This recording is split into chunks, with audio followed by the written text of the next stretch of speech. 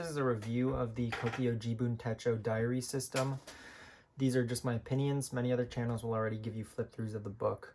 We're basically just going to talk about how good it is at recording the past, present, and the future, present being journaling.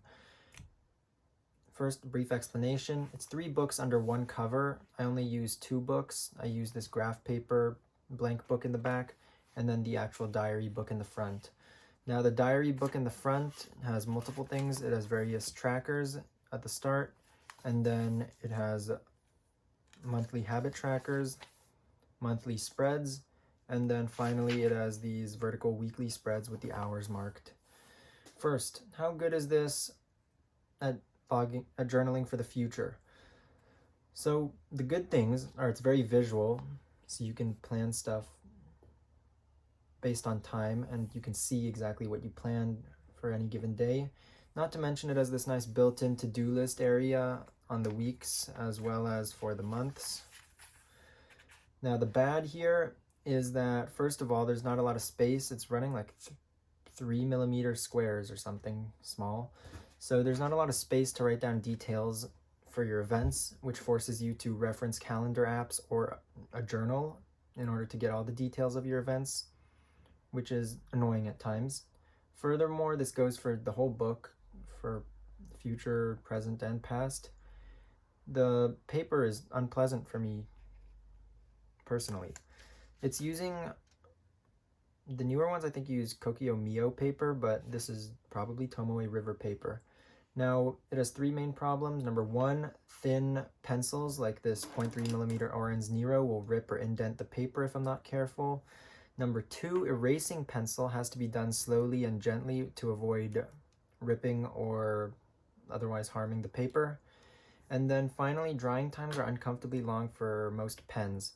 That includes fountain pens like this one running normal Lamy ink, as well as thicker gel pens like 0.5mm and up, which forces me to use 0.3mm gel pens on this. Next, how is it for journaling? Journaling, the good is that the journal is integrated into this whole thing. It's right here on the back, so it's always accessible. Not to mention it's near infinite because you can continually replace this book, so you don't have to worry like you would with something like the Hobonichi Techo.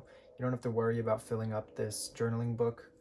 Now the bad here, there are small boxes. It requires too much effort to be neat and fit all your writing into the tiny boxes.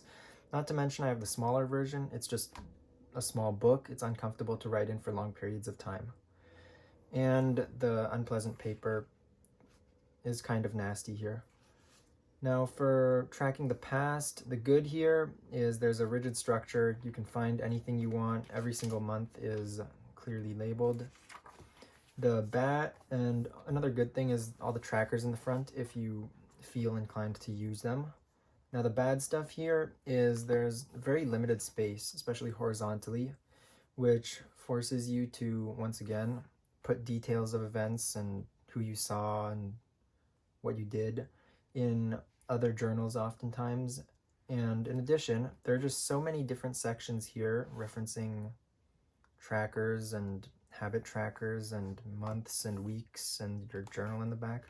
So many sections that it's just annoying to create a system and very time consuming to follow a system in this book, which is fine if you have the energy and the inclination, but for the people who don't, it'll very quickly become unusable.